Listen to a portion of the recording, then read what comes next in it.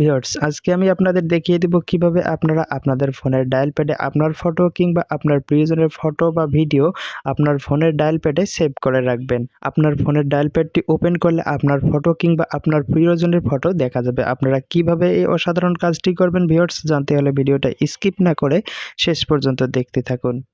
Okay viewers, আপনাদের ফোনের dial প্যাডে আপনার ফটো কিংবা আপনার প্রিয়জনের ফটো সেভ করে রাখার জন্য আমাদেরকে ছোট্ট একটা অ্যাপস ইনস্টল করতে হবে। অ্যাপসটা ইনস্টল করার জন্য শুরুতে আপনি আপনার ফোনের প্লে স্টোর অ্যাপটি ওপেন করে নেবেন। প্লে স্টোর অ্যাপটি ওপেন করার পর সার্চ বারে গিয়ে আপনাকে লিখতে হবে মাই ফটো ফোন ডায়ালার। মাই ফটো ফোন ডায়ালার লিখে আপনারা সার্চ করবেন। মাই ফটো ফোন ডায়ালার লিখে সার্চ দেওয়ার পর প্রথমে যে অ্যাপসটা চলে আসবে এই অ্যাপসটা আপনারা ইনস্টল করে নেবেন। আমি অলরেডি ইনস্টল করে রেখেছি, আমি এখন এখান থেকে অ্যাপটা ওপেন করে নিতেছি। অ্যাপটা ওপেন করার পর আপনাদের এরকম একটা পেজে নিয়ে আসবে। এখানে উপরে কর্নারে যে রেড অ্যান্ড অ্যাকসেপ্ট যে অপশনটা দেখতে পারতেছেন এখানে ট্যাপ দিবেন। ট্যাপ দেওয়ার পর আবার এখানে যে নেক্সট বাটনটা দেখতে পারতেছেন এবার নেক্সট বাটনে ট্যাপ দিবেন। আবার নেক্সট বাটনে ট্যাপ দিবেন। দেওয়ার পর এখানে আপনারা কিছুক্ষণ অপেক্ষা করবেন। এরপর আপনাদের এরকম একটা পেজে নিয়ে আসবে। এখানে যে ডায়ালার যে অপশনটা দেখতে পারতেছেন এবার আপনারা এখানে ট্যাপ দিবেন। ট্যাপ দেওয়ার পর আবার আপনাদের এরকম একটা পেজে নিয়ে আসবে। এখন আমরা আমাদের ফোনের ডায়াল প্যাডে যে ফটো সেট করব এর জন্য নিচে যে ব্যাকগ্রাউন্ড যে অপশনটা দেখতে পারতেছেন এবার এখানে ট্যাপ দিবেন।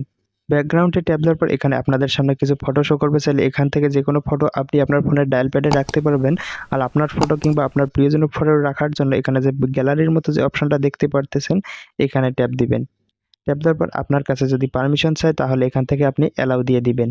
পারমিশন দেওয়ার পর আপনার ফোনের গ্যালারিটি ওপেন হয়ে যাবে। এখান থেকে আপনি যে ফটোটি আপনার ফোনের ডায়াল প্যাডে রাখতে চান সেই ফটোটা এখান থেকে আপনি সিলেক্ট করে দিবেন।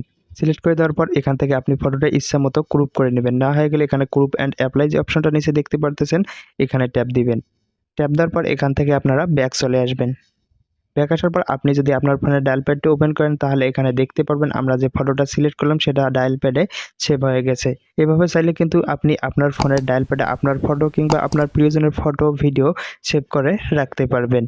ফ্রেন্ডস, আজকে এই পর্যন্তই ছিল ভিডিওটি। যদি ভিডিওটি ভালো লেগে থাকে অবশ্যই ভিডিওতে একটি লাইক করবেন, আপনার মূল্যবান মতামত কমেন্টে জানাবেন। আর আপনি যদি আমার ইউটিউব চ্যানেলে নতুন দর্শক হয়ে থাকেন অবশ্যই চ্যানেলটি সাবস্ক্রাইব করে সাথেই থাকবেন।